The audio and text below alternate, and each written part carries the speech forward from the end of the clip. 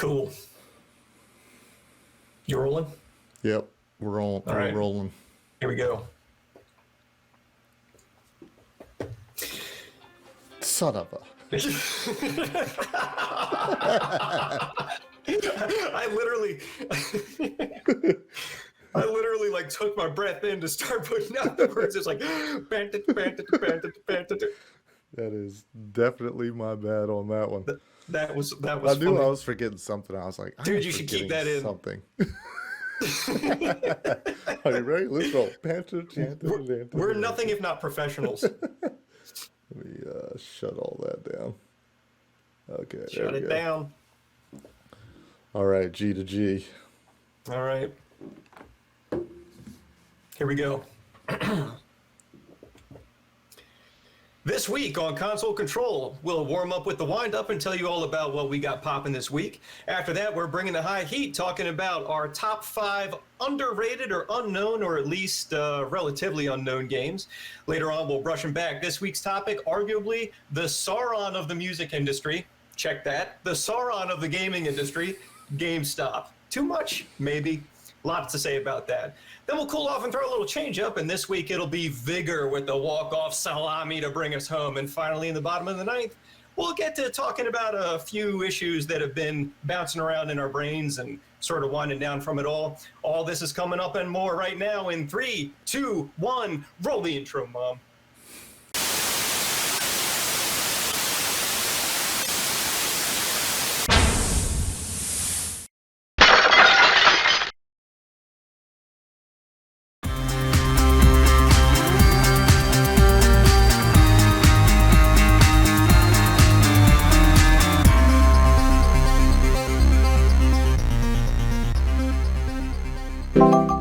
Okay, welcome to Console Control, the show where two old heads who play video games talk about video games and whatever else we feel like kicking around today.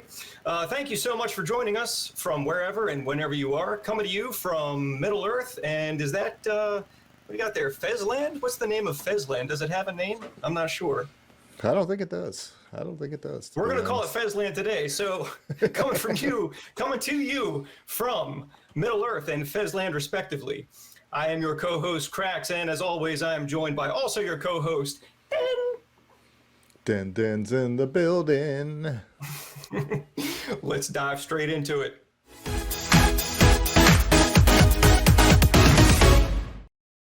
We will start with our wind-up. So, what has been popping this week? Man, it's been a pretty busy week in my video game world. This game we've been playing, Vigor. It's a free online survival loot shooter of sorts. It's a ton of fun. They had a double XP weekend, so that occupied a good part of my weekend. The PlayStation Play at Home initiative took place and offered a lot of free VR games. I got into some Res Infinite. I don't know if anybody's played Res Infinite, especially in VR. Just looking at it on a 2D screen wants to give you an epileptic seizure. Oh, okay, that's that one. Yeah, I know which one you're talking about. I have that is. downloaded. I haven't gotten into it yet. You know, it wasn't as bad as I thought it would be in VR. I'm not gonna lie. Like once the main menu showed up, I was looking at it and just like got all googly eyed, like, oh no, this game is gonna twist me all up. Yeah. But it was actually pretty fun, and the flow and the pace of the game, it just keeps going, keeps going. It doesn't really give you a break to like stop and be like, this is a good stopping point. I'm gonna stop here. So I probably played that game for an hour and a half just on my first session, and Yeah. I'm not really sure whether I enjoyed the game or not. It just it just kept going and going Yeah. and going. Do you need like super strong VR legs to play that game? I would s- Is it? Remember how Squadrons was? Star Wars Yeah. Squadrons. Like you needed super strong VR legs, otherwise you get motion sick for that game. Is this like where is that relative to that? Would you say? Yeah, if Star Wars Squadrons is dizzy bat, spin around, instantly vomit. This would be like if that's a 10 out of 10, I would put Res Infinite at like a 7, Okay. something like that. Okay. Yeah, Good to know going in. not too bad. Yeah, yeah, So, good to know going in. what'd you get into this week, Cracks? Farpoint, man. I'm still working my way through the story mode of Farpoint because I'm trying to get the whole loadout for when we go back to do the PvP stuff. Um, when I first started the story mode of that game, I think it was actually you, was like it's like 3 hours for the story mode or something, and I was like, oh, okay, cool, I'll just knock this out real quick. And then 2.5 hours later, I got to what I was pretty sure was like the 20% mark.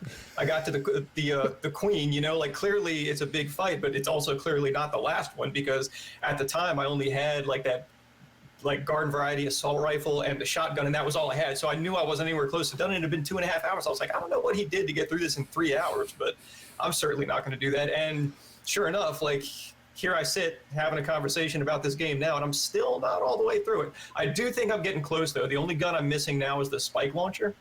Okay. So I think Okay. I'm getting pretty close. I did figure out that there's a shield on the plasma rifle, and I also figured out that the plasma rifle is pure trash. Yeah. I thought that was going to be really cool, because like I kind of liked it when the very first time I picked that game up and played it. I got my hands on a plasma rifle, and I was like, oh, this seems like it's better than the regular rifle. But then I found out that like it has like that built-in shield. It doesn't have rockets or grenades or anything, but it has that built-in shield. And I was like, oh, I see why this thing has value. And then I like tried to use it in the story mode, and it has no value. So if anyone is playing that game who sees this and is thinking about maybe maybe wasting a single second of your life on that plasma rifle, do not do it. It will cause you nothing but pain. Yeah, So yeah, it's been Farpoint, man. I did some co-op stuff with Sniz the other day, and he would probably tell you that that I carried all the weight, and he would be lying. This is true. There was one moment where I like slid off of this like big pipe accidentally. I didn't realize I was close to the edge of the map, and I was standing on one of those round pipes, and I sort of slid off the end of the pipe. And there's no jump in Farpoint. And so like I couldn't like work my way back up. So I'm stuck in this place where if I let go of the stick, I'm gonna fall to my doom, but I can't climb up either. So I'm just stuck right where I'm at. And like I have this little extremely narrow field of vision through which to like shoot things that happen to run in front of me. And so basically the point is I'm out of the game. Like I'm not contributing anymore.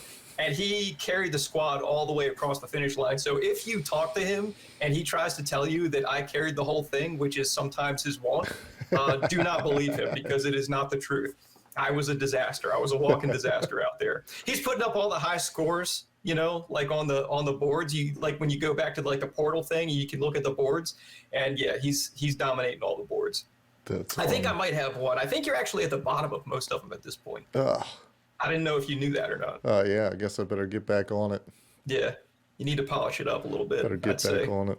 Yeah, so it was Farpoint for me this week, and that's pretty much been it. I wasn't on a bender the way I was this time last week. This time last week I played like 15 things and I couldn't even remember it all. This week it's pretty much just been Farpoint. It continues to amaze me, man, like how much more fun the mechanics of a shooter are when you put it in VR. And Yeah. it's crazy to me that there's this thing that I'd never even really liked that much video game wise, which is FPSs. And now it's like, yeah, I mean, I'm not saying they're my favorite thing necessarily, but they are definitely a lot of fun. Yeah, it almost makes Lot you of fun. wonder if everybody that's been playing 2D shooters sees them the way we see VR shooters, like, and Yeah, has right. always seen them that way. And like, Yeah. maybe that's just, what it would make a lot of sense because everybody seems to love all the shooters. It doesn't matter what it is. And I never liked a single shooter until Yeah. until it came into VR, and now all of a sudden it's like, wow, this is just really fun. Like, Yeah. it's weird. is. Hard to Yeah, describe. it is very weird and not a phenomenon that I can readily explain, but I don't really examine it too hard because it's fun, and so I'm doing it, Yeah, it's not even going to be the biggest conundrum of this episode, I assure you, because Yeah. when we break into the high heat and I start talking about one of my top 5 sleepers of all time, Yeah. it's going to be the weirdest thing because not very many people are going to be familiar with this game. But Okay. literally everybody has played the sequel to this game, and it's the exact same game. It'll be the weirdest thing, but Huh. just not the biggest conundrum of this episode. Yeah. Okay. Just a little foreshadowing there for. Okay. Yeah, that's crazy. Well, speaking of which, I'd say it's about that time. Let's go ahead and give them the high heat.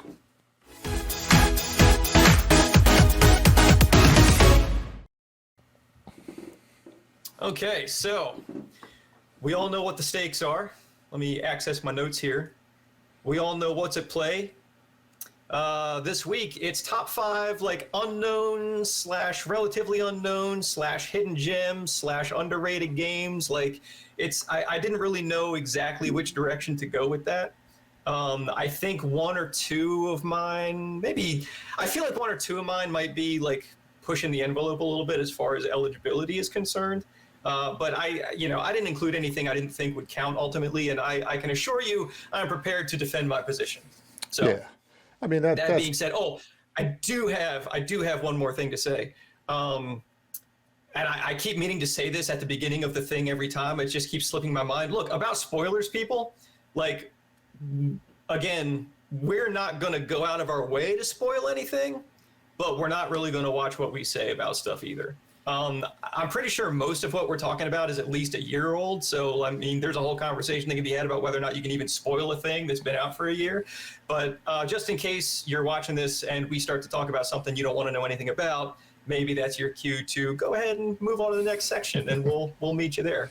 Wanted to get that out of the way, and also, look, I'm not going to do it to you, people. I know we beat it to death last week, but you need to understand that if we're doing my top five underrated or little known games, number one's going to be The Witness. Okay. Now I'm not doing that to you, but I need you to know that the list I'm about to go over is 2 through 6, and like Yeah. not number one. So just know that it's 2 through 6 because number one is The Witness. If you haven't played that, it's free right now on the PlayStation Network. Go download it, go play it. You got nothing to lose and everything to gain. I'll leave it Yeah, at that and hand it over to you. yeah. I mean the criteria that I chose my games is underrated slash sleepers. That's why The Witness wouldn't be number one on my list, is because I believe it was up for Game of the Year, and Oh, I didn't know that. yeah, like in its prospective year. So I might even have really though, screwed this up because I'm not in touch. You know what I mean? Like yeah, I might well, have I might have included some things that everybody knows about. That no, I had no idea The Witness was like that because all but I know is among the people that I know personally, nobody's played it. well, So that's exactly it. Is still nobody's played it, but yeah, just the fact that it was up for Game of the Year gave it some kind of acknowledgement to where people might see it or are familiar with it or be like, oh yeah, that's that game that was up for Game of the Year a few years ago. Yeah, I never played it, but right, right, a lot got like it. Hades is for me right now. It's like it Yeah, was up for Game of the Year this year. hmm Haven't touched haven't it played yet, it. and it's like, why have Yeah. I not played that game? I should have. hmm But All right, yeah, man, let's get into it. let's get into it. Number five. So my number five underrated sleeper game is Spy versus Spy for the regular Nintendo. Oh man, classic, So this game, classic. man, it's in my opinion, I think it was the ultimate version of when a licensing gets translated into a video game. So like Spy versus Spy was a comic in Mad Magazine where the white spy would try to best the black spy and vice versa. And like Yeah. every single comic strip had a M. Night Shyamalan twist to it. And I just thought it was brilliant. And then this game got pulled from the comic strip. Well, yeah, it got pulled from the comic strip and put into an NES cartridge. And man, I'll be damned if that game didn't play exactly like the comic strip. Like you would play that game, and the objective of the game was to get the briefcase, the key, the bag of money, the passport, and the secret information, and then get to the airport. And these items were all hidden across this hotel of sorts. And it was you in the same hotel as the black spy, and you could set traps for one another. And the more that you played this game, the more it was just one spy getting the better of the other spy, but then the other spy comes back and wins at the very end. It was just, it was such a the strategy in the game was endless, and it was a real simple game, but man, it was so much fun to play. The my only complaint with this game would be that if you didn't have somebody at home to play with and you had to play against the computer was like a bit of an idiot at the game. He didn't, Yeah, he right. wasn't able to employ some of the complex strategies that this game could bring. But yeah, man, Because that's this was not in the time of like network compatibility or networks at all in any no, way. yeah. Yeah. Yep. So it was just you versus a friend, or in my case, me versus my brother, and Yeah. winner take all. Yep. The stakes were high. But yeah, that's my number five sleeper underrated That's a game. good five, man. I got to say, that's a good five. When I was thinking about which games I was going to include on this, would you believe, like, Spy versus Spy is such a sleeper, I forgot about it. Oh I man, honestly forgot about it. I haven't thought about that game in, like, has it been decades? Probably. Yeah. that's it, man. It's been a long time. You know, I mean, I haven't played it. Like, NES went away and all the NES games went away. I haven't played a lot of those, but for some reason, yeah, I completely overlooked Spy versus Spy, which is probably for the best because we may have wound up with a repeater on there if Yeah, I I had mean, remembered about it. the reason that it makes my list for underrated or sleeper is because, granted, I didn't necessarily have my finger on the pulse of what's hot in gaming in 1987 because I was just a child. Yeah, we were barely learning to read. Yeah, but you know, I think it was probably the year like 2002 or so, I tried to buy this game on Nintendo, and I would go to all the game stores that sold used NES games, and I would ask people for it. Do you guys have Spy versus Spy? And every single one of them, what, what are you talking about? And I'd be like, oh, it was this game. Do you remember Mad Magazine, Spy versus Spy? And they're like, oh, I remember that. They didn't make a video game of that. And then eventually, when I did get it, the cartridge was like $18 when like every other Nintendo cartridge was like $6. So Yeah, it right, led me to believe that there just weren't that many copies out there, and it right. was very underplayed. For sure. So Cracks, number five, what That's you a strong got? start. So my number five is a I don't know if it's only a mobile game, but I played it on iOS, and it's called Her Story.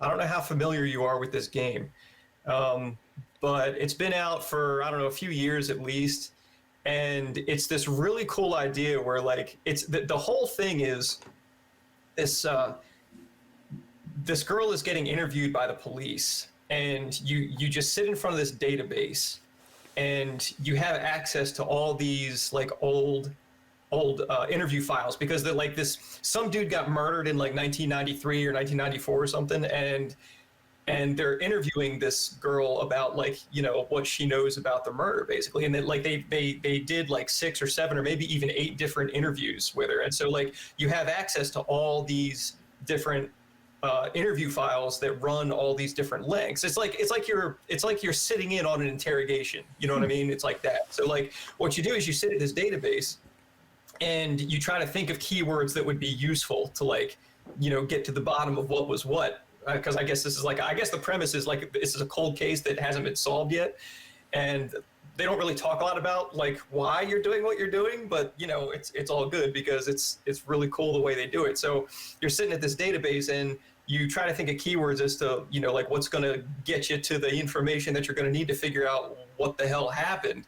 And seriously, like I'm not at the end yet. I've been playing it for like, I don't know, weeks. It was one of the ones I forgot to mention last week. I've been playing, right? And I've been playing it for weeks, and I'm still definitely not to the bottom of what it was. And like, again, I don't want to just like spill the beans on everything I know, because you can get it on iOS. Again, it was like $4. So it's like super affordable. And if you're someone who likes the whole murder mystery thing, or if you're just kind of nosy and you like gossip and stuff, like this is a very entertaining thing to get into, seriously. And every time I've thought that I had my head around what had happened. I've come to find out that I still don't have my head around completely what had happened, and just to look at it's a very minimalist sort of design. Like you're just sitting in front of a database, and there's no navigation, there's no like you're not walking a character anywhere. Like it takes up a very small amount of space on on your phone is what I'm playing on your iPad or whatever you got. It's not a very large game, but it's just a really good example of how if you use the space and resources you have effectively, and if you employ like a really neat and original idea, then I mean it's all good. You know what I mean? Like it doesn't have to be AAA stuff. It can be very it can be very simple and still be awesome. And hats off to Her Story, man. That's my number 5. And if you're watching this and you're not familiar with that's kind of why I put it on this list, is I'm assuming you're not very familiar with this, then I would encourage you to check it out on iOS. I don't know what else is on. It may be in other places like on Steam or something. But again, I got it on iOS. So $4 on iOS, go check it out. Nice. Yeah, I have never heard of that game. That's pretty cool. Yeah, it was really cool. It was really cool. You feel like you're doing some actual like work, like not in a bad way, like detective work. Like, it's really incredible how they got this actress to do what she does. And at the risk of, saying too much about it, I'm just going to leave it at that. It's really good though. Nice. Yeah. Yeah, it kind of sounds like. like. I think that's bringing us into number 4. Oh, number 4, My Way. This game is better known as SSARPBC. It is the acronym for the title of this game. It's what I talked about earlier, that it's like the biggest conundrum that in gaming history, in my opinion. Yeah. Supersonic, acrobatic, rocket-powered battle cars. Amen. For those who aren't familiar, this is the original version of Rocket League, car soccer, so to speak. Everybody, I mean, if you aren't familiar with Rocket League, you've been living under a rock. But a lot of people aren't familiar with supersonic, acrobatic, rocket-powered battle cars. And the reason why... Well, it had some pretty obvious branding problems. Yeah. What's funny to me is that I feel like supersonic, acrobatic, rocket-powered battle cars actually explains what happens in the game way better than Rocket League. You're not wrong.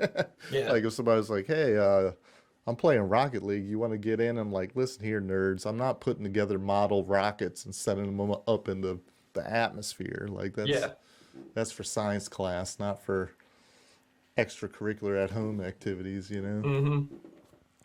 But yeah, it's the biggest conundrum. Like, why did nobody play the original version? I know that nobody played the original version because at one point in time I was ranked number 3 in the world, and I remember that. I've played a lot of Rocket League, and I'm nowhere near number 3 in the world. Yeah. But yeah, it's just such a crazy conundrum that it's the exact same game. Like there's nothing is different. Like there might be like a little tweak in a camera setting here, or a little tweak in I know that there's a lot of mods to Rocket League, like the basketball hoop level and all the different game modes that are in Rocket League, but they could have added those same game modes to Supersonic, SSARPBC. Yeah, right. And it would be the same game. But that's got to be the biggest gap, I think, between like you said it, like the sequel and the original. Like that's got to be the biggest recognition gap in the history of anything. Yeah, right? It's like Terminator 1 and Terminator 2, only not as big. Like Terminator 2, hugest movie in the world. Terminator 1, people saw it, but had its moment.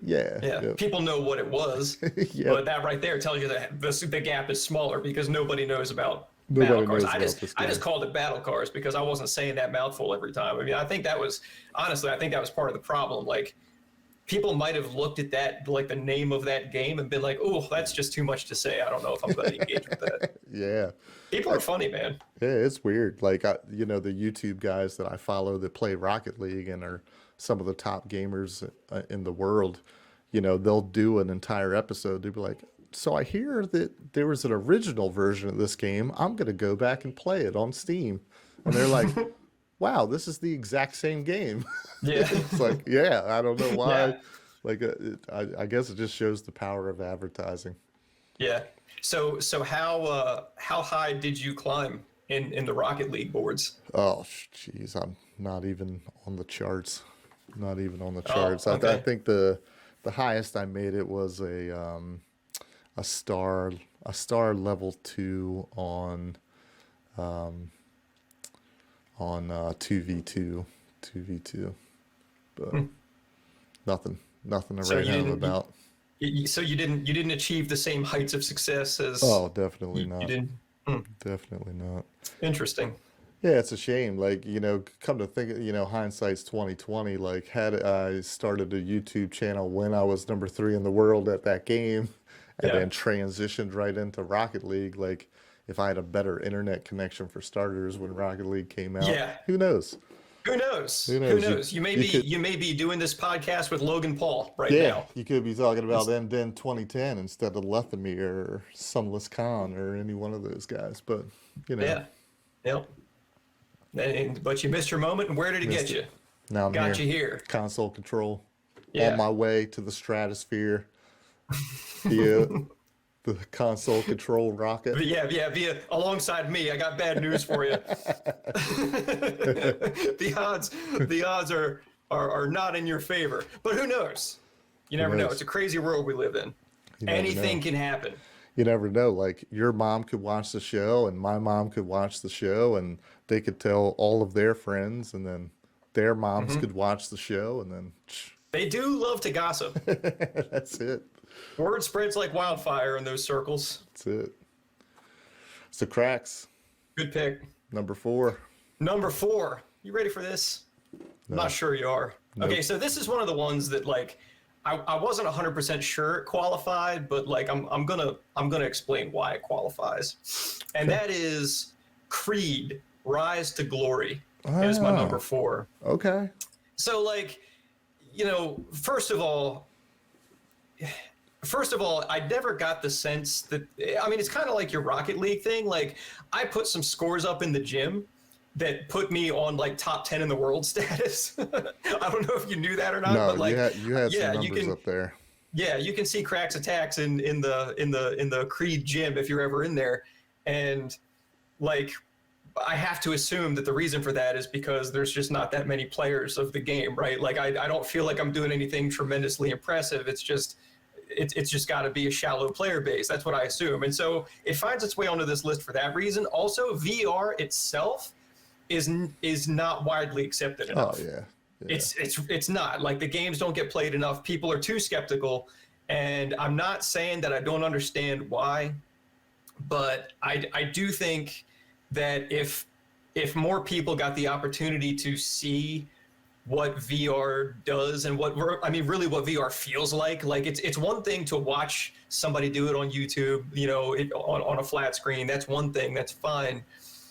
I have to emphasize, it is something else entirely to put on a VR headset and do literally anything, even if it is just one of those little bunk experiences that they made, like crazy when VR was first a thing. But Creed: Rise to Glory, though, is not only more than a simple experience, it is actually a pretty good game. It's a pretty good boxing game. The only knock that I really have on that game is like I think you would expect that in VR you'd be able to move around the ring a lot more easily than you can in Creed. There are movement mechanics, but they're a little bit counterintuitive, and you got to kind of get used to them. And aside from that, when you go to get space between you and the other guy, he does tend to just he'll just close the distance in your face, and so you are basically left with just kind of standing and banging a lot of the time. The thing about that is, though, I was never bothered by that because, I played Punch-Out a lot back in the day, and it's basically Punch-Out in VR. You can brand it however you want. I know Creed is like a licensed thing or whatever, and that's fine. Brand it however you want. It's very much VR Punch-Out, and It'll work you. You're not going to play that game and not sweat. It's just the way that it goes. So you do have to be prepared to like wipe your stuff down when you're done. I mean, I got gear for that. I got towels. I got headbands. I got the whole nine. But it's a lot of fun, man. It's a lot of fun, and it's an experience that like if you're not familiar with VR, I would suggest like making that your first one of your first stops because you don't even need strong VR legs for that. Like, there's not a lot of movement and it's super fun. It's just crazy to look around in there and like when a guy throws a punch at you, he's throwing a punch at you. Like there's no mistake in it. It's super neat and it's super fun. And that's number 4. I just don't think enough people engage with that game, and I don't think enough people engage with VR just in general. Yeah, yeah, I agree. That was a good game. The mini games, like the Oh, training, the gym was the amazing. training exercises, they were Yeah, they were so much fun. yeah.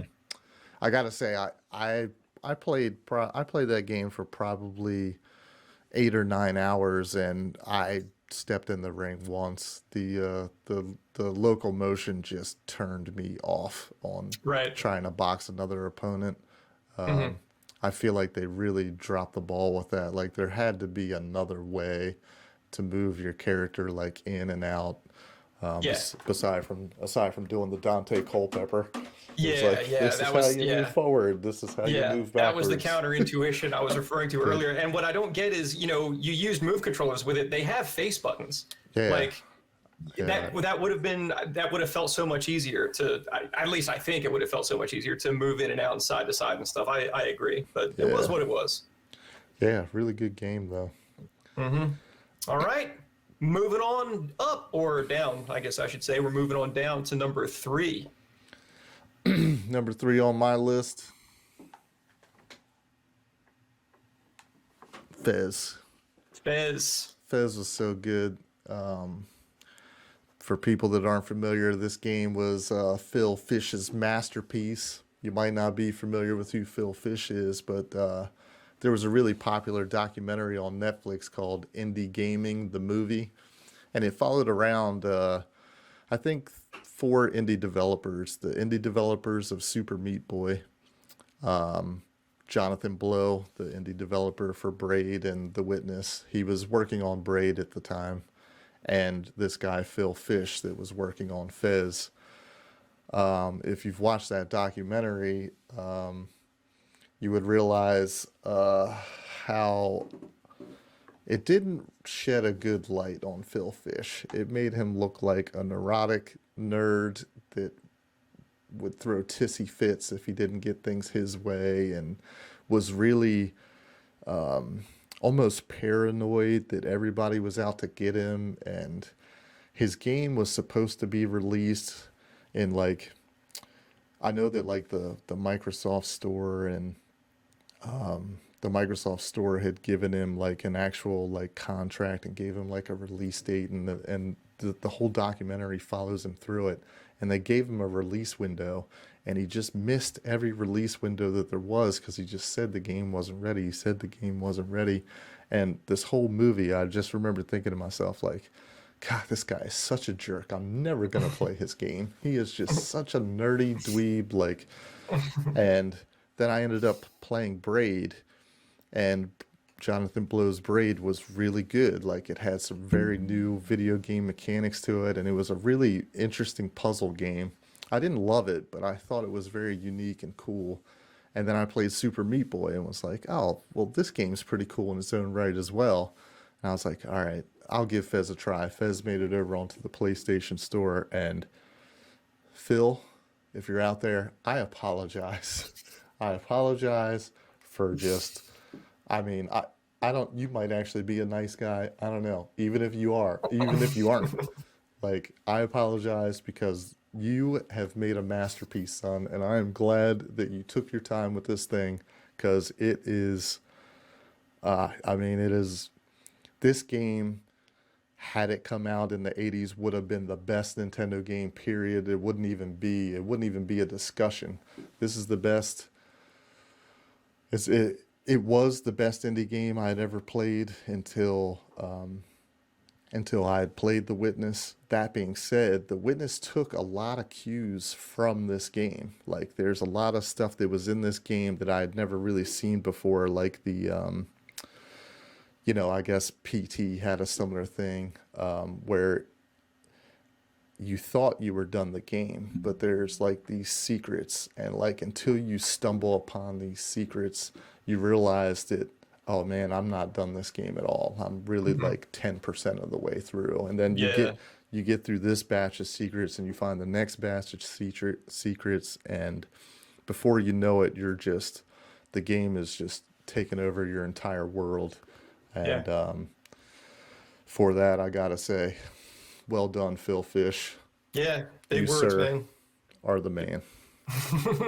Big words, man. Rock and roll. It's interesting to me. Like, it's just another example, and I feel like there are so many we can't even count them anymore. Where like if a game developer says it's not ready, people need to be listening to that game developer. You know what I mean? Because time and time again, they know what they're saying. They know what they're talking about. And I mean, maybe they are neurotic, right? Like maybe they are perfectionists, but still, they know what the vision is, I think.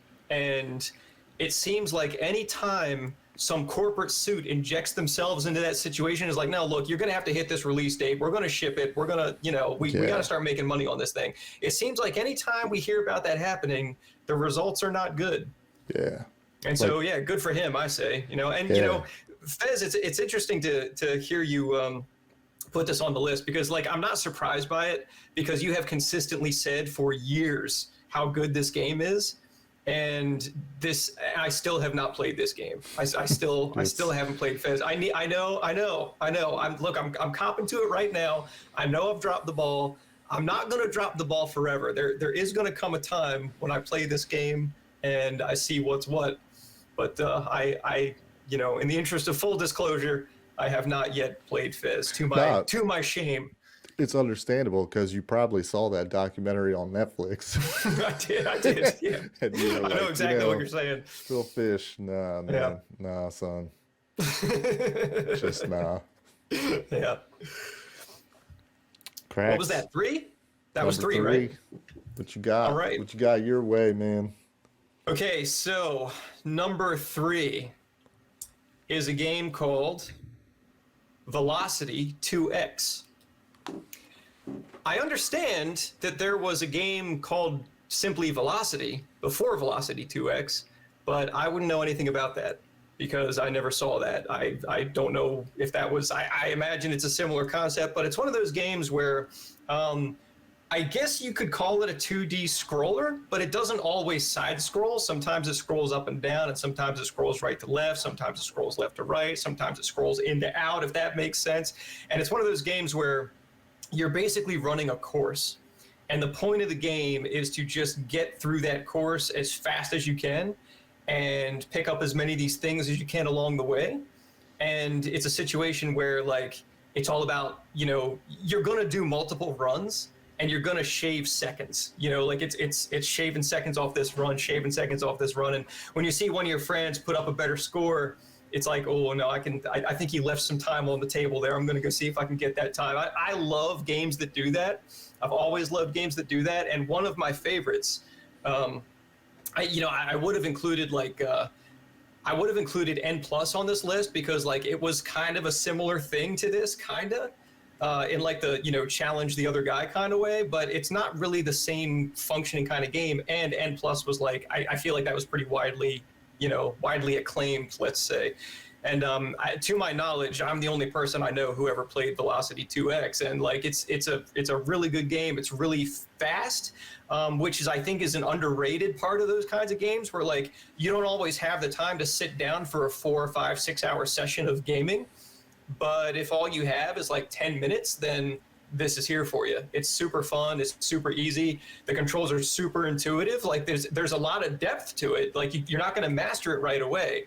It'll definitely challenge you, but it moves quick, and yeah, it's a lot of fun. And like there's not a whole lot I have to say about it beyond that.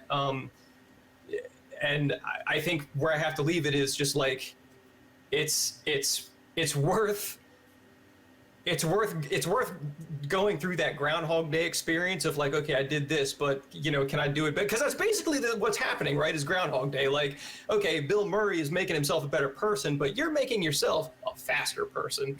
And how different is that at the end of the day? For a video gamer, I don't know how far apart those two things are. So Velocity 2X finds its way onto my list at numero tres. That's awesome, man. I am definitely going to play that game because those are some of my favorite games in the world. That are the ones where like you just repeat the same thing, just trying to like maximize efficiency. It's like, Shaving time. like I messed up right here. Like here I know I can shave half a second here if I just do when this it happens, instead. right? Yeah. Like you can tell, like if your stick work is just not quite pristine, it, and you're like, oh, that's half a second. You're still going through the run, and then you finish, and you're like, oh yeah, there was that half a second I left back there at that left turn. Yeah. I'm glad to hear you. is. I'm glad to hear you mentioned N Plus. That was a game that was just didn't make it into my top 5. It was a fun one that had a very comparable premise to it, where like you just get through the level, you try to shave a little more time, score more points, so on. Yeah, But, like Velocity 2X is, I think, less adversarial than N Plus is. Like it's more about just like navigating the course than it is about like dodging things and having things get shot at you and stuff like that. But I think like the fundamental core of what's happening is very similar. that's cool. Yeah, That's cool. yeah, it's a good one. Yep. Which brings us to number 2. Number 2 for old Den here. Cracks is gonna laugh. I'm not sure if I'm gonna look. I'm waiting. I have one on my list. Just before you get to this, I have one on my list that I was positive was going to wind up on both lists, and so I almost didn't include it. But I was like, no, that's not how we do things. Because again, in case the people don't know, we don't talk about these before right now. Like I don't know what's on yours, you don't know what's on mine. So sometimes we might end up with a couple of redundant entries. And so I don't know if I'm going to be surprised by what you're about to say, or if I'm going to have the same one on my list as well. Look, but we're coming down to it. There's only 2 slots left, so I mean, it's got to show up. here's the thing. Is Crack's either gonna laugh or he's gonna cry. Everybody watching this video at home is either gonna laugh or gonna cry because you're a friend of mine. That's why you're watching this. If you're not a friend of mine, you're not gonna have any idea what this means. Shrek Super Party, baby. Number 2. It's the best party game ever made. Lord Farquaad's Reign of Terror never stops. It's just. I mean, let's not get carried away here just for the sake of theater. Okay, look, we're just going to cover this in one entry. Hey, look, this is my mic right now. All right. Is it though? Look, just hear me out, right? Let's just cover this in one entry because my number 2 also is Shrek Super Party. All right then. Okay, all so right we might as well just Look. we might as well just mash these together and have at it. Look, I'm right now. I hear what you're saying. I hear what you're saying, and I understand why you might be inclined to say it. I'm going to follow that up with saying what may very well be the most controversial thing I'm ever going to say on this show. It might be the most controversial thing I say in my life. I don't know, honestly. Like it's good. I'm just preparing you for that now. And anybody who is in the know here, just prepare yourselves for what I'm about to say. I'm gonna say, right, that my win rate on Food Fling was north of 90%. Now I know.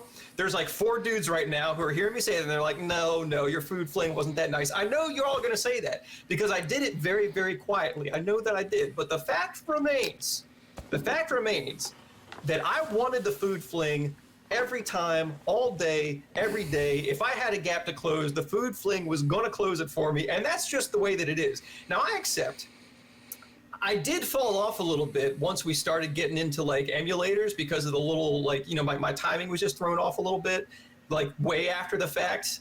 But it is what it is. And I feel like I'm doing a disservice to myself if I don't put that out there right now because dudes need to know. You need to know. You can say what you will about the Reign of Terror. I hear you, whatever. Monsterhood on the Food Fling, you didn't want it. Nobody wanted it. All right, 90%, north of 90%. This could be a fact. Maybe the real number is 83%. Look, I remember your food fling, but you sound a lot like another friend of ours talking about, you know, Brimstone Bridge or Scooter Scramble. It's like, you could talk the talk, but all that matters is at the end who's got all the precious drops. Yeah, that Now, is all that matters. It's true. It's true. It was all about that. It continues to be all about that. Nothing ever mattered more. Nothing ever will. for those of you that aren't familiar with Shrek Break Super it down Party, for him, if you would, please, sir. this is the best party game, period. Super Mario parties, those games are good, but they lack they lack a lot of strategy in my opinion. They have some. This game here has endless strategy. Like you there's so many different tiers to this game. You can I'll put it to you like this.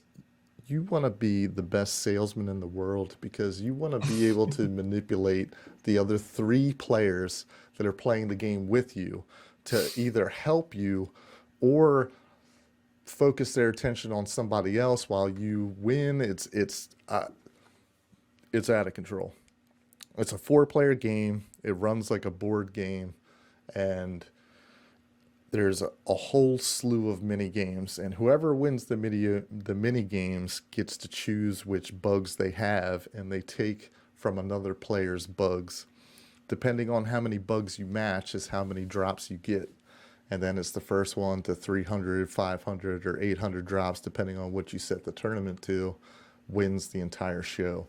And let me tell you, it is a dog eat dog world out there. Like a lot of people would say this Ruthless. game is made for children, and this game is made for grown ass men. Grown ass men. It makes grown ass men cry. We've made a man cry playing this game. That is it. I'm, Look, I know people who are watching this, they're gonna think, no, this is just theater. No, no, like I no. was there. There are witnesses. These things happened. It did make people cry. It made people fight. Yeah, still to I this mean, day, I want to punch my cousin right in his nose. I want to punch him right in his nose because of a match that happened over a decade ago. Over a decade ago, I still think about it and I'm like, I want to punch him right in his nose. And if he's watching this right now, he yeah, knows the exact match. Anybody who was there knows that it's the same exact match. I don't think he I've been does. more heated in a video game in my entire life. Yeah, But that's what this game brings. Like I'm saying, that's what it brings. everybody should play it. If you Yep, haven't played it, play it. Just be careful who you play with, because it can put a strain on a relationship. for sure. This is why you wore a red shirt today, isn't it? Farquaad's reign of terror. Yeah, yeah. That's what I figured. It all makes sense now. It all makes sense now. You know what I think I want to point out about this game, and like because people are inevitably going to want to compare this to all those Mario parties that they made, Sure. and like yeah, those games are cool, but like there's such a a more prevalent element of randomization, it feels like, in those Mario Party games where like it's sort of designed to keep it close. And there's not anything inherently wrong with that, but the big difference, I would say the biggest difference between the Mario Party and SSP is that there are mechanics in place there to keep it close as well. I mean, that's what the whole bug system is for, after all. Like, I mean, that's what that's there for. But it's definitely a lot more weighted on your capability as a gamer to get ahead and survive. And like, if you win, you earned it. You didn't win because you got lucky. That's just not a thing that's ever No, going to happen. no. Like it And is. those are always gonna, to me, those are always gonna beat out games where you can just win because you were in the right place at the right time. You know what I mean? Yeah. Like Yeah. it's this game is all about execution. Like the only times the only times where randomization falls into play is if you aren't playing four players, like maybe you're playing three players and you There's a get bot, yeah, you get teamed up with a bot, right? or you are playing four players, but the fourth player is like not a great player, and you get teamed up with them in a team event. Like that would be the only time where your execution wouldn't necessarily matter. But aside from that, Cracks is exactly right. Your stick work and execution has to be pure. And if it is, odds are you're coming out with a W unless you got bad bug swapping capabilities or unless you're not a good salesman. Right. Yep. There's a lot that can go on out there. Yeah. A lot So of that's, times we're had. that's wild that you and I both had that at number 2. Number 2. Yep. Clocking at number 2. You know what? And I'm not going to be shocked if we have the same number 1. I'm going to go ahead and let you serve it. But Yeah? yeah, I'm going to be surprised if the game that I have at number 1 didn't show up on your list, and you haven't mentioned it yet. So Yeah. go. So my number 1 game, I already mentioned it last week. It's Firewall 0 Hour. Okay. You know, again, it's on this list because nobody really plays virtual reality. Like, Yeah. I think PlayStation VR headsets, I think they sold like 5 million of them total in the 3 or 4 years. I think it's been out for 4 years now. And I Time just flies. saw a statistic yesterday that they've sold 6 million PlayStation 5s to this point, which is like, Oh, how? Like, yeah. they're not even available and they've already sold 6 million. So, Firewall 0 Hour for PlayStation VR. You know, I talked about it last week. It's just it's 4v4 laser tag or paintball. You know, you and 3 of your friends versus another team of 4, and I mean it's just high paced, fast paced, high octane. It's just a really really dope game. Highly recommended. I mean, I would almost go as far as recommending people to purchase a PlayStation VR headset just to play this game. Yeah. Like if this was the only game that they made for PlayStation VR. But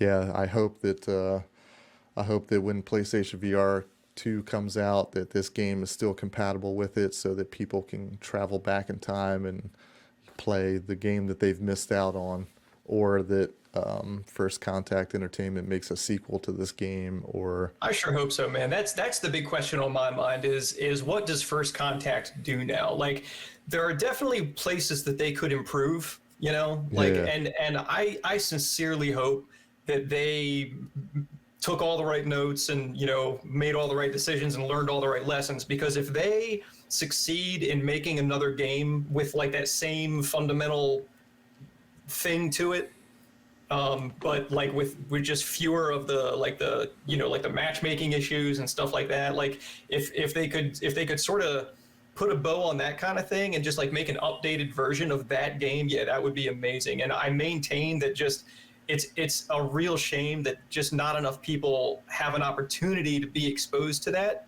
kind of thing, and not enough people are exposed to VR in general. Like, people, I keep saying, I'm sorry for saying this so much, but like, people do not understand what that experience is like. I know I didn't. I thought I understood what the experience was going to be like before the first time I ever put on a headset, and then I found out when I put on a headset, like, oh no, I mean, like, intellectually you know what to expect, but there's just something that happens in there that it's just very, very difficult to put into words. And as a gamer, and really just, I mean, I would think just as a person in general, like, VR is an amazing thing to see.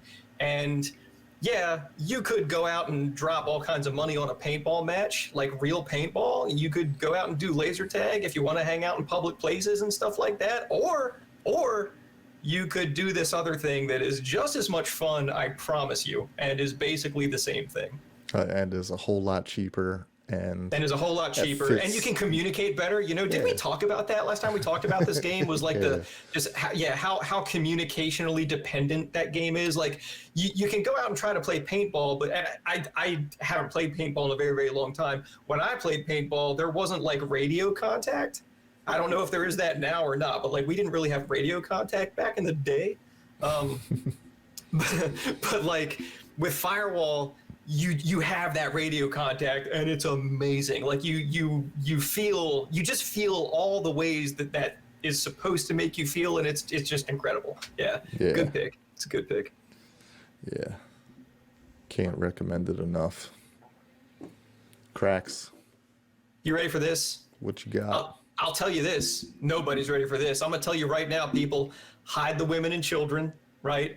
Trigger warning coming at you right now, because there is about to be some violence going down on the screen. So if you're not comfortable with that, just carry on. We'll catch you in the next segment. Thank you for joining us. We'll be with you in a moment. Get this. Friday the 13th, the game. Wow. Right? Now look, I know what you're thinking out there. I know what you're thinking out there. You're thinking, I mean, it's a licensed property. How good are any of those ever? You know, like a lot of times when people make a game of a licensed thing, I know, I'm right there with you. I've seen it all before. I've heard it all before. You're not wrong. Friday the 13th is one of the most fun games I've ever played in my life. So much so that despite its occasional glitches, and you know, it does have its bugs, sure, but I still to this day go back and revisit that game, and every once in a while, if it catches on like a viral kind of situation and enough people are thinking about it at the same time, other people will revisit this game as well. And I think that tells you all you need to know about how much fun this game is. So if you're not familiar, this is what they call an asymmetrical, asymmetrical PvP, I guess is the word for that. So like one person is Jason Voorhees, one player is Jason Voorhees, and anybody else in the room is just a camp counselor who's got to survive. Your only goal as a camp counselor is to get out. That's all you got to do. This is not a situation where you want to be standing and banging with Jason. You don't want to find Jason, right? That's not No. That's not what you want. What you want is to not find Jason. See as little of Jason Voorhees as possible and get out with your life if you can. It is a very dark experience. It is very violent. You know, it's very true to the franchise. You know, like it's back in the day slasher movie. They didn't give a damn back then, you know, like they would just do whatever. And this game clearly was made by people who have a lot of fondness for that particular franchise. And it's an amazingly fun time. So if you get the chance to play that game, if you've never played that game, please, I'm begging you, experience that for yourself. If you can take, you know, the aforementioned violent content, because there's a lot of that. So don't you may not want to let your little kids near that. You know, I don't know. I guess these kids grow up fast these days. I don't know. Maybe you don't care so much, but you need to understand that it's definitely there's gonna be some violence going down for sure. I got one other thing to say about it, right? And I don't think any of the people I played this game with really realize this, but like, so you think about all-time great video game heroines, okay? There's your Lara Croft, right? There's, in my case, it's the boss, okay? Like there's plenty out there. They're getting better as the day goes on. I include one Jenny Myers on this list, right? I put Jenny Myers right up there beside Lara Croft because I defy you to demonstrate to me how she's not more of a survivor than Lara Croft ever was. Let me tell you something about this game, okay? So there's all these different stats that all these different camp counselors have, right? So some people are like, they're stronger. Some people are better at fixing things. Like you might have to repair the car. You might have to like install a car battery so you can drive it away. Maybe somebody can fix the phone or fix the radio to call Tommy Jarvis or whatever it is they're getting into. Different people are good at different things. Some people are good at hiding. Some people are good at, you know, whatever. Some people can hold their breath longer, you know, whatever. Everybody's got different stuff going on. There's this mechanic in Friday the 13th, the game, that I loved, which is like, it's basically like a stress mechanic. So like the longer things go on, or the longer you're sitting there in the dark, the longer you're by yourself, different things can contribute to it. But what'll happen is the stress of the character will just sort of build and build and build until eventually they start just kind of losing their cool. Now, as you can imagine, once they start losing their cool, it becomes significantly easier for Jason to find them, right? And I thought this mechanic was brilliant. I loved that it was in the game. That being said, if I was using a character that like what they would do is they'd be like hiding in a closet or something if Jason was around, and if they got too scared, they would be like, oh no, you know, they would like make noise. You know, and then Jason would be like, oh, there's somebody here who's scared out of their mind. Let me go kill them real quick. I love that mechanic, but if I was playing a character who couldn't maintain their composure, I lost my ever-loving mind, right? Now, here's the thing you got to know about Jenny Myers. Jenny Myers, not very fast. not very strong, wasn't very good at fixing things, right? What she did do, however, from on a 1 to 10 scale, is she had a 10 out of 10 rating on composure. So Jenny Myers never sold me out. Jenny Myers, we got into the thick of it. You know, we got into the stuff together, she and I, and she never once sold me out. That girl was ride or die. No doubt. And I just got to give a shout out to Jenny Myers for that reason. She is in the pantheon of video game heroines for that reason. Lara Croft, the boss, Jenny Myers. Do better. Yeah. I bet you can. Yeah. That's a fantastic game. Yeah, that's a fantastic game. I hope that they like I know that that same studio made The Predator. And like that was fun in its own way as well, but like it was not as fun as Friday the 13th. And I hope, honestly, I mean, I guess really what I should be talking about right now is Dead by Daylight, because that's basically the same idea, right? Yeah, same idea. Yeah. Right.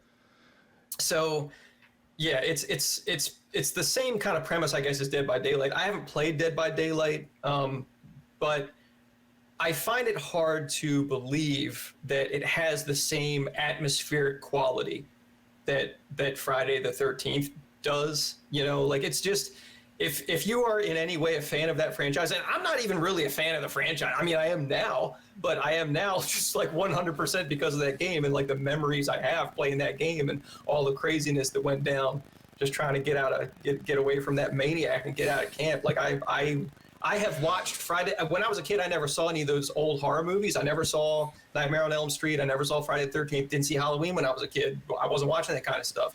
I have seen Friday the 13th movies since playing that game, just because I now sort of am into it, you know, in like a weird way. So Friday the 13th, the game, is my number one choice for best or greatest or whatever hyperbole you want to put on that underrated or hidden gem, because I don't think a lot of people really played that. It's a little bit like the Rocket League thing, I think, like that. This was the OG, but now everybody's all about Dead by Daylight, and I mean, that has a huge following, you know. I've seen the following on YouTube. That game has a huge following. And yeah, Friday the 13th just doesn't, for whatever reason, it just doesn't seem to get the same love, and it should. It absolutely should.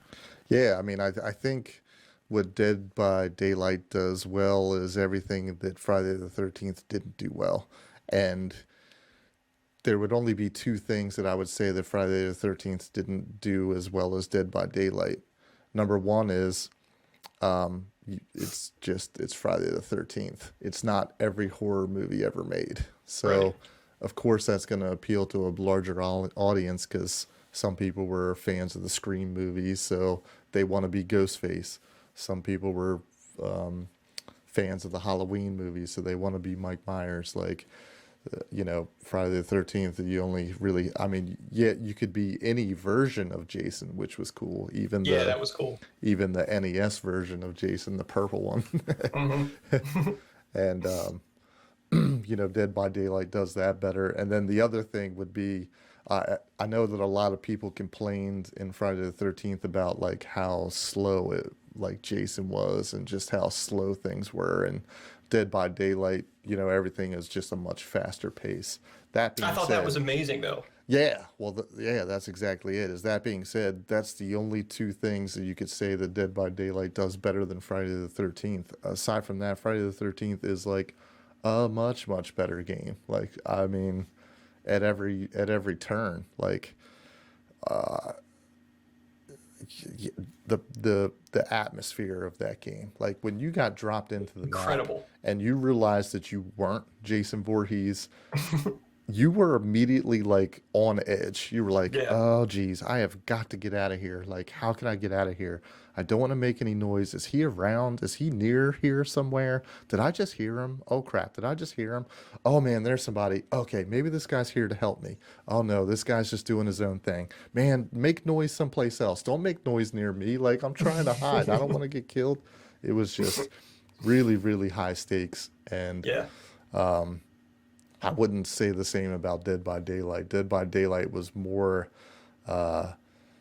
casual, I guess, where like you would just go into a map and you're like, oh, okay, I'm not the killer. Let me just try to get done what I gotta get done. If I die, I die. If I don't, we win. Yada yada. But yeah, that's a great game. That's a great game to have as number one. To be completely honest with you, I forgot all about that game. Yeah, well, it's probably for the best again because I'm surprised it didn't find its way on Yeah. your list, honestly. Because like Yeah. I even said when I was talking about Spy versus Spy, I said that this is the ultimate version of a licensing translated to a video game, but oh Yeah, man, it might be Friday the 13th it's like very good because that game, like being a counselor, made me feel like what it would be like to be a counselor in that movie, just for like sure. really A sitting duck. that's pretty much it. That's pretty much Yeah, it. you know what I just loved so much? It was how that game basically. I mean, you would have a few renegades here and there, but like that game definitely made it clear that like this is not a situation where you're looking for contact. Like you're not looking for combat here. Like your goal is to live, and if he sees you, the odds of you living go way down. Way Like down. they're not impossible. Yeah. You can if you're squirrely enough and slick enough, you Yeah. can make it happen. But go way down. It was tense. It was a super tense game. I loved it. Yeah, great one. And that, I believe, brings us home.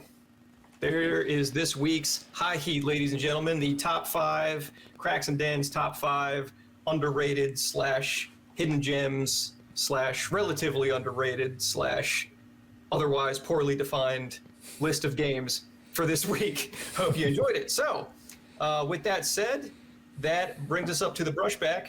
Who's crowding the plate this week?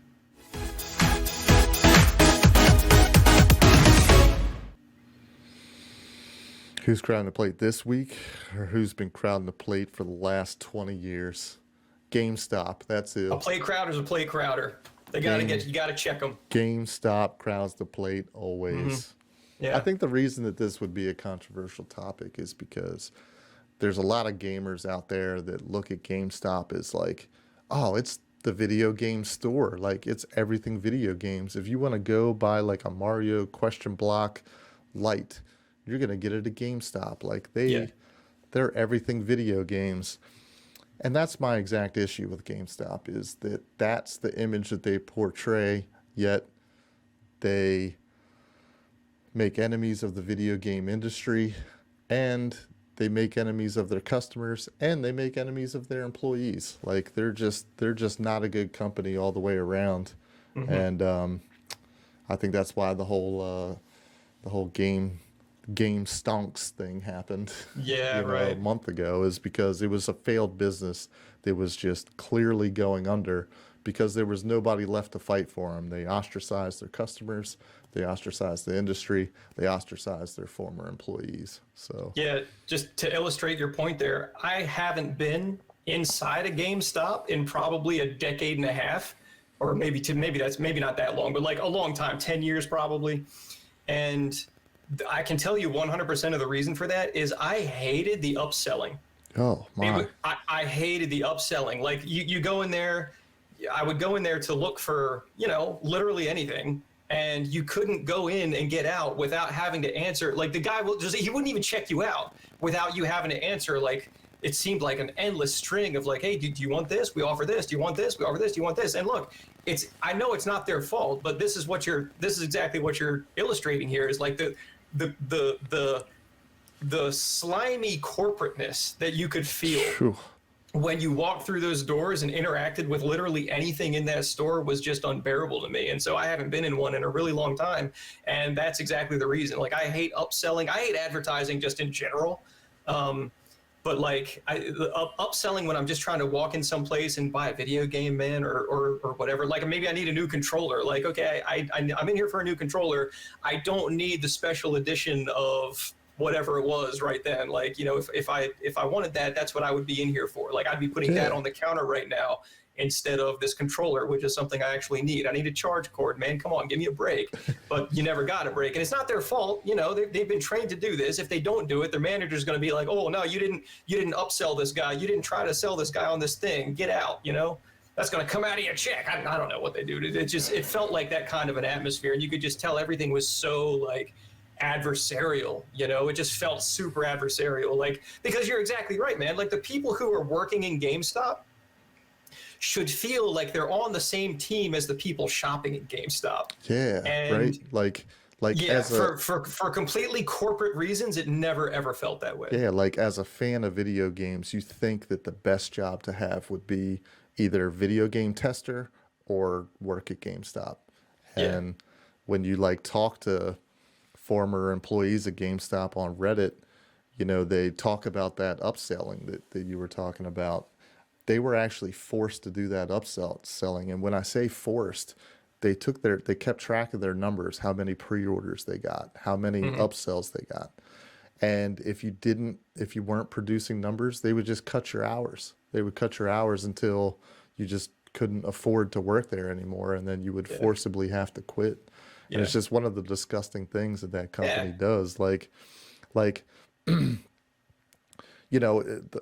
don't really understand the upselling at GameStop. Like, it would be like going to McDonald's and being like, McDonald's is the same thing. Do you want fries with that? Like, McDonald's, I know that you sell French fries. You don't have to you don't have to remind me that you sell French fries. Like, it would be a thing like if you went to GameStop and you pre-ordered a game and they were like, "Would you like French fries with that?" That would make more sense. You'd be like, "Oh crap, y'all do sell Oh, French fries?" yeah. Yeah, You you guys know got what? fries? I think I would like Yeah. French fries You got actually. vinegar? Yeah, I didn't realize this was an option. Okay, thank you.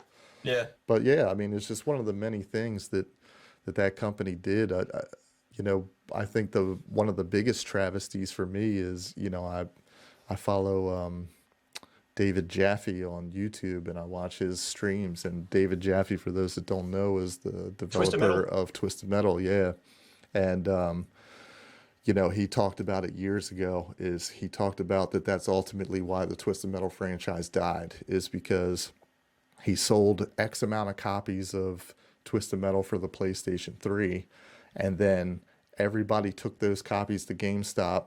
GameStop gave them $5 for a copy that was 2 weeks old, and then turned around and sold it again for $30. Twisted Metal and David Jaffe see zero of that resale. They don't get any of that money. So, as far as it was concerned, Twisted Metal only sold 100 copies or whatever. Right.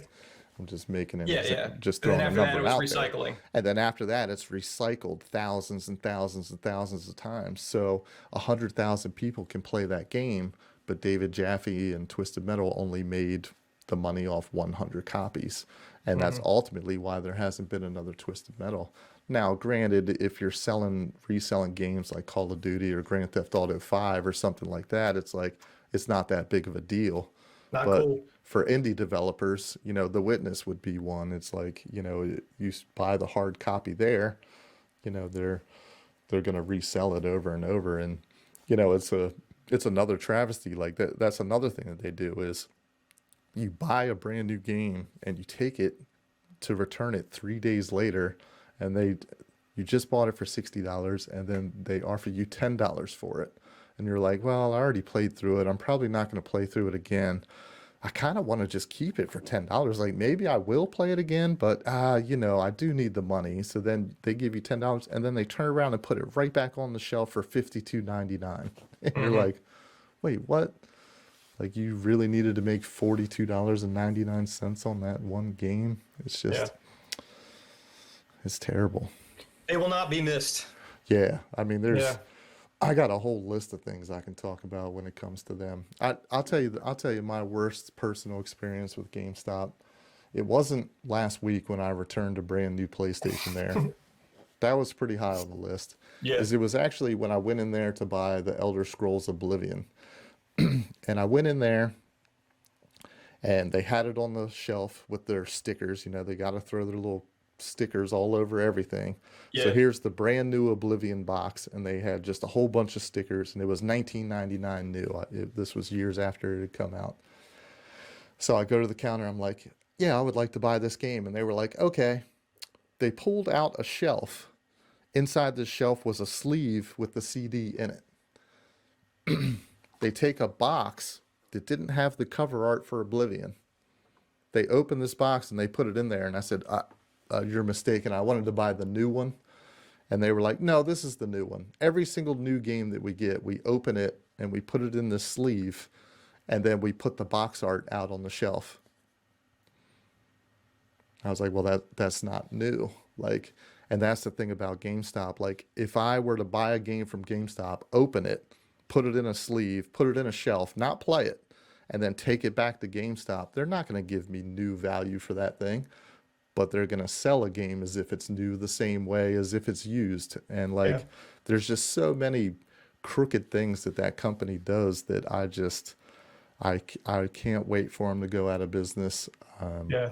Cheering for them to go out of business. Yeah, it's hard not to, man. Right now is where we need to insert that little short clip of Tim Burton's 1989 Batman, where Jack Nicholson takes that guy who's like that charred corpse by the collar and says, "I'm glad you're dead." Yeah. That's Yeah. where that clip belongs, because that's Yeah. exactly how certainly I feel about that place. I just get so tired of the corporate nonsense that you can't just, I mean, that's all you hear about with that place is just corporate nonsense. And if you ever walk in one, you'll experience corporate nonsense. And if you can't talk about GameStop without talking about corporate nonsense, like, oh, enough already, go away. Yeah. It's crazy. Like what I would like to see is I'm not saying I want to see death of the physical video games. I'm not saying that. I just want that corporate nonsense to go away. Is I want Yeah. GameStop to go away, and I want there to be this market developed for people to like run a mom and pop GameStop. You know what I mean? Where like you come in there and they remember who you are and they Yeah. talk to you and they're actual fans of gaming. Like Yeah. when You you know, bring funny story, when man. you bring that copy to the desk to purchase it, they're not like, "Would you like to buy this?" or "Would you like?" They're like, "Oh, fantastic game. If Yeah. you like this game, you might like one of these 75 other things." But at GameStop, they don't have the opportunity to have that conversation because they have to make sure that they get their 76 Yeah. pre-orders in the week and upsell this and upsell that and make sure you're a Power Up Rewards member and make sure you get Yeah. Game Informer magazine. And Yeah. I'll tell you what's crazy, man, that you're saying that is when I moved to where I live, we had one of those mom and pop video game stores. Mom and pop video game store. Guess what killed them? I'll give you one guess. GameStop. Correct. GameStop is the corporate offender in this case. It's the Yeah. corporate offender in every case, it seems like. They're probably guilty of stuff that's not even video game related. Yeah, You know, well, this just- whole stock market thing, like, Yeah, right. I mean, Yeah. Yeah, what am I saying? Of course they are. yep, it's Ugh. absurd. Yeah, it is absurd. We brush them back. Brushed them back. I feel like we brushed them back. I feel like they're a little bit less likely to crowd the plate in the future. I think they've learned their lesson. In the next I 3 think- weeks that their future holds. Yeah. I think now that Or two the randos on the 1600. internet have given them a piece of their mind, they're Put a a little little more more- likely to think twice about their Put a little more conduct toward the consumer. put a little more dirt over top of their casket. Yeah. I'm happy to help out. I ain't above it. Happy to help out. All right. That feels good. It feels like an honest day's work there. It does. Yeah. Shovel a little bit of dirt. We're good. Felt good. Feels good to work the muscles. So we're moving to the change up now, huh? We're moving to the change up.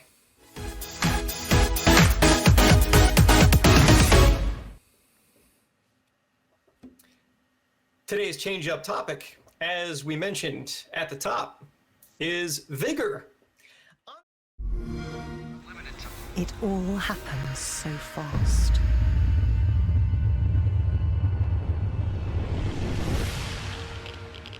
Our future was tainted by radioactive dust overnight. Norway has become the last stand, crossed by footprints of surviving outlanders.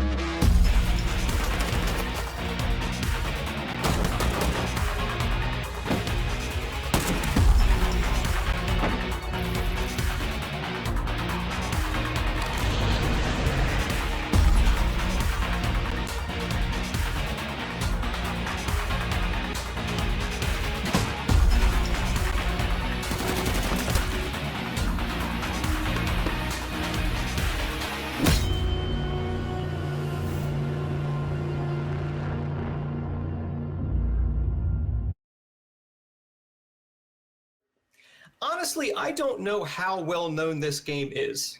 Do you have a sense of that? Like, I it's hard don't, to know because it's free, right? yeah, I don't, So like, it's not really a sales thing. Like, you can't really look up the sales numbers. At least I wouldn't think so. Um, but like, it's a lot of fun, and again, it's a gem, and it's completely free.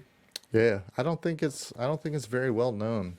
You know, I follow them on Twitch, and oftentimes I'll comment on something that they put up, and they respond to my comments. It's a lot like Oh, being number three in the world, you know. right, If somebody's responding to right. your comments, they don't Yeah, have a lot of followers. must not have that many people to talk to. Yeah. Yeah. But it's one of the great things about this game is that the developer on their social media platforms are willing to talk to the players and make adjustments according to what the players are looking for, and it's just They're really good about that. yeah. But the game itself, you know, you're probably not familiar with it, and you know, I talked a little bit about it earlier because it's what I've been playing over the weekend. Is it's a I guess you would call it a survival loot shooter. So That feels fair. takes place in like a post-apocalyptic world, and you don't have much to live off of, and you have to build your shelter. And in this shelter screen, it's kind of like your home screen. You can't be attacked or nothing can happen in your shelter, but you want to build it up, and when you build it up, it creates more resources. With these resources, you can make more guns or better equipment for when you take it out into the outlands. When you get into the outlands, that's when things get ugly. Real tense. Yeah, I mean, what makes the game great from there is that they drop up to 13 people into a map, and you have to loot as much stuff as you can. Now, here's where the game gets really cool. If you die in the Outlands and you don't make it out alive, you don't get to keep anything that you went into the match with or anything you found during the match. So you have to be very strategic as to what you take into these matches because there's a strong chance that you die and you don't get to retain any of it. And it's another cool thing about the game is when you drop into one of these outlands, there's 5 or 6 exits. If you want to, you can just immediately turn around and walk right back out the exit so that you leave the map with exactly what you started with. Or you can just run to the first house, loot 7 items out of that house, and then run for the exit and just take those 7 items. It's really, it's hard. It's very easy to get greedy in this game, and you constantly want to go for more until you get killed and you lose it all. And then it's finding that balance of greed to success. And Yeah. I really love this game because there's plenty of tactics you can take. You can go in and you can be Rambo. It's like I'm gonna be Rambo. I'm gonna kill these other 12 players in this map, and then the whole world is mine. I can loot everything that I want. Or you can go at it as the ninja, where you go into the map and you're like, nobody's gonna see me. Nobody's gonna know that I'm here. I'm gonna take whatever I want to take, and I'm gonna get out of here without making a sound. And it's just what each game plays so differently. Like every time you drop in, it just plays very differently. Yeah, it's never the same experience. And I think you found a really good choice of words there with balance, because I think my favorite thing about that game is how, like, you just talked a minute ago about how you could do it one way or the other. I would take that one step further and point out how effectively the developer seems to have struck a balance between like being incentivized to do it one way and being incentivized to do it another way. So like, there's no real penalty, like depending on which you can play the game how you want to play it, for the most part, without really being at a disadvantage or without having your time wasted or anything like that. And I think they deserve a lot of credit for that, because I've spent a lot of matches just doing exactly that, just like dropping in the map. And there have been a lot of times where I just needed fertilizer, like I had to just find just gobs and gobs of fertilizer. And so I would go into the map, and that would be my goal, is just, okay, find fertilizer. Now, automatically, I'm more likely to get fertilizer if nobody knows I'm here and nobody knows I'm being seen. So there's that tension that follows you the whole match of, okay, here's some fertilizer, I'm gonna pick this up, look around. You got to have your head on the swivel like all the time, because if somebody sees you, there's probably a gunfight going to break out, and you don't really want people to get the drop on you, because it's hard to survive those situations. But it creates a really fun tension. And I would say, in my experience has been with it anyway, that like the experience of sneaking around and finding stuff is as entertaining or as rewarding as going in and looking for contact. I have a lot of fun doing both things, and I think that's a really difficult thing to achieve as a designer. It's a really difficult thing to get right, and they did that very, very well in that game.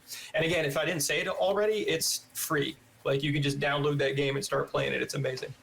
Yeah, it's well, I guess it's technically what you would call a freemium game, where Right, it's yeah. free, but you can pay to get better weapons or better clothes. But Most of it's aesthetic, right?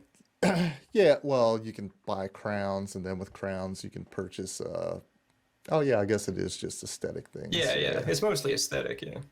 yeah, Which is good. So, yeah. I mean, I don't know. I don't want to open that whole can of worms, but I think that's pretty much the way it should be. Is if you're going to have the freemium type model and go after that, I think aesthetics should be pretty much where that stops. That's just my 2 cents on that.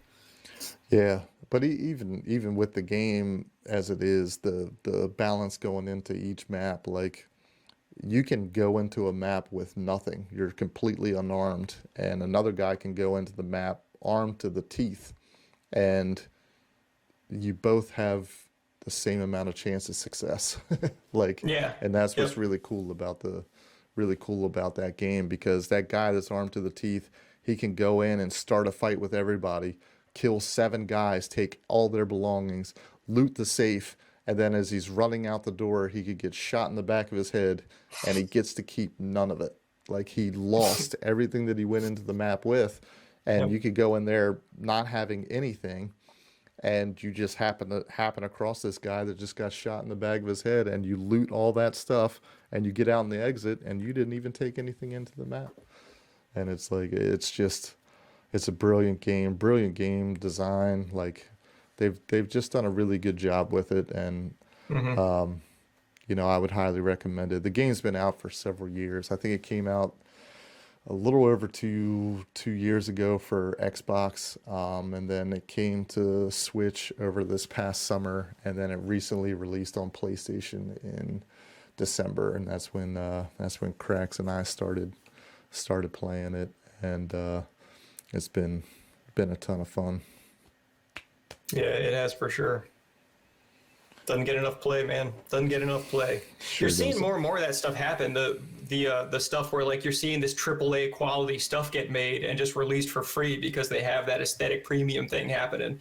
It seems like there's more and more of that happening. Which, like, I mean, I don't hate it. Like, if you're gonna put something out there for free and you want to, sell a costume or whatever, like, I got Yeah. no problem with Well, that. I mean, it's worked out well for me, because, like I say, I haven't paid anything for Vigor, and I definitely owe that game money. Like, there's no doubt. Like, if you think of it in terms of how much use I've gotten out of it and how much playtime I've gotten out of it, like, yeah, I owe that game money for sure. yeah. But Yeah. what's funny about that is the relationship from the change up to the brushback is that was one of the things when I returned that PlayStation to GameStop, and the manager there was giving me a bunch of crap about how much of a dummy I was for returning it. I told her, I was like, "You're working for a failed franchise," and she was like, "How do you figure?" And I was like, "Well, all games are going to freemium now, and that's why, is to avoid that selling and reselling. Like, Yeah. Vigor can't be purchased at GameStop, and it can't be returned at GameStop, because they make all their money in the freemium aspect, and more games are going that route. And at first I hated it, but as I see it, especially with Vigor, where you can spend your money, but the spending of that money isn't going to give you a competitive advantage to beat the other players. It's the opposite of what EA does. Yeah. The CEO of EA actually said that that's why they put that stuff in Battlefront, and that Star Wars game, the most recent one, not Squadrons, but the one before that, is Yeah. the CEO literally said that. He said, you want to pay to beat your friends. And it's Right. like, that's, It's not fun. oh, that's a disgusting business model. Yeah. And, Yeah. you know, Vigor doesn't do that, and that's Mm-hmm. why it's great. And you know, I gave that game some money. I wanted to buy the premium battle pass so that I could have the cool like outfits and whatnot. Yeah. And I think it was like, Get out of that green raincoat. yeah, that was it. I think it was 9.99, and it was worth every penny because, you know, in buying that battle pass, if I continued to play the game, it would basically give me the next season's battle pass for free. And it's like Yeah. you can tell that the people that made that game, you know, were gamers first. They cared Sure. more about the gamers than they cared about the money. Now, they didn't want to work for free, so they included these other things. And, Right. you know, I'll support that all day, every day. Yeah. Well, I'll say this: if Vigor and games like Vigor want to be the final nail in the coffin of GameStop, more power to them. I'll owe them even more money at that point. So, you go get it. Do it. Go get it, Vigor. Do it. I believe that brings us to the bottom of the ninth, my friend.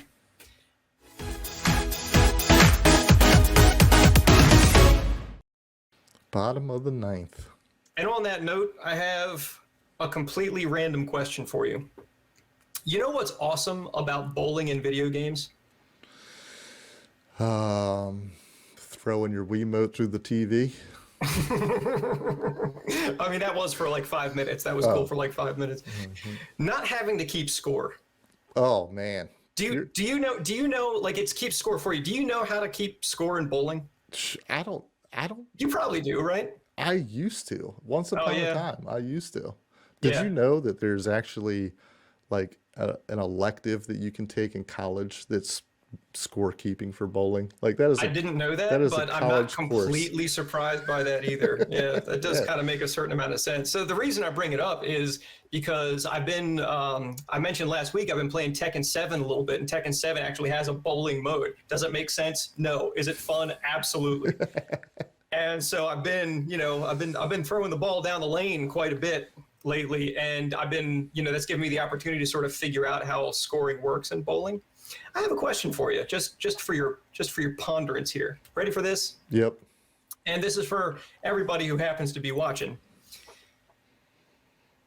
What is the highest possible score you can attain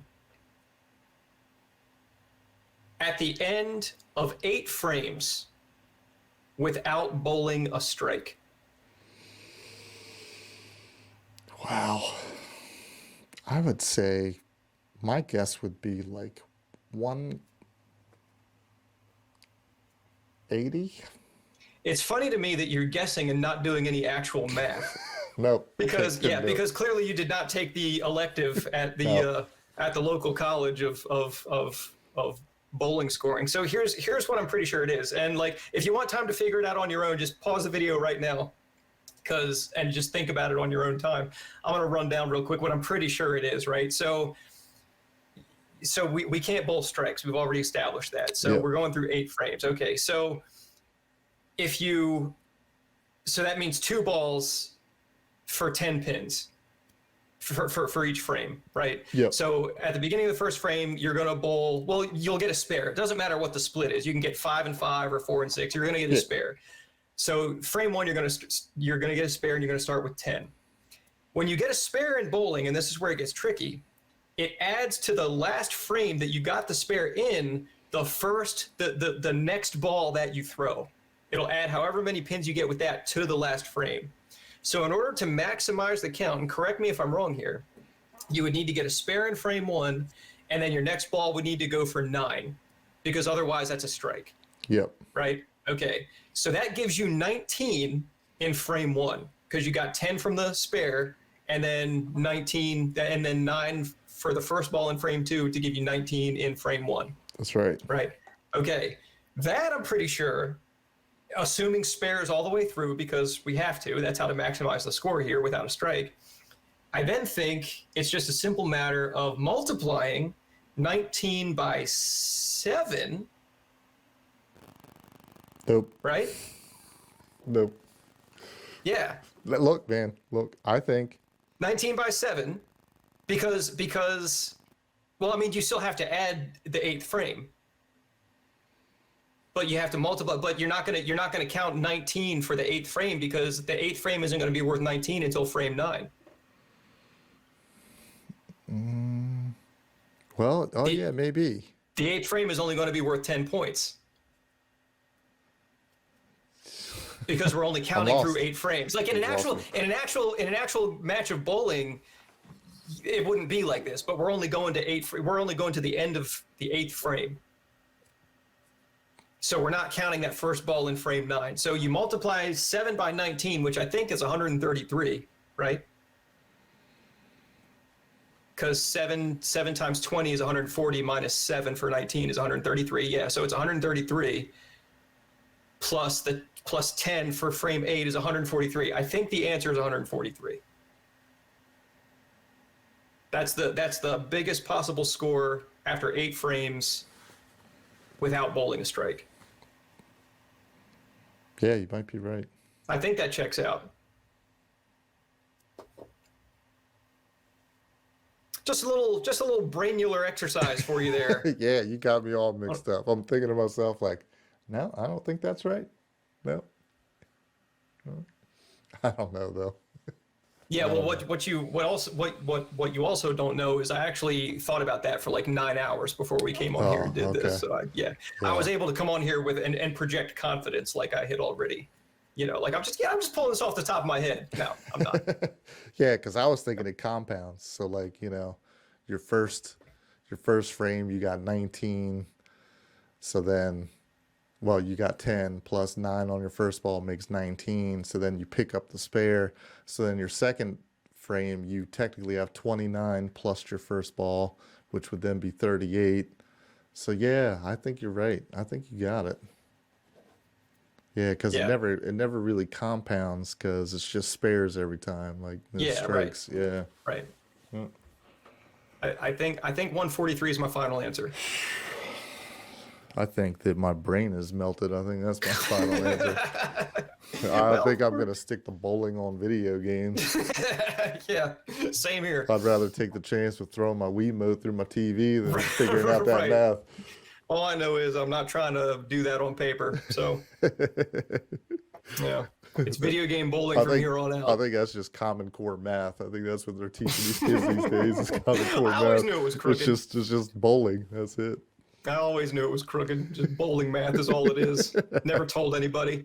They were like, nobody's going to figure it out because nobody knows how to score bowling. They'll never get to the bottom of this conspiracy. We'll just call it Common Core math. Nobody will know the difference. Yep. Brilliant. Well, I think that does it. I think we've arrived at the end of our journey once again. There's nothing left to do but give a shout out to John Bernthal. John, keep up the good work out there, man. We appreciate you here at Console Control. And I'd like to give a shout out myself. Shout out to GameStop. Kick rocks, turkeys.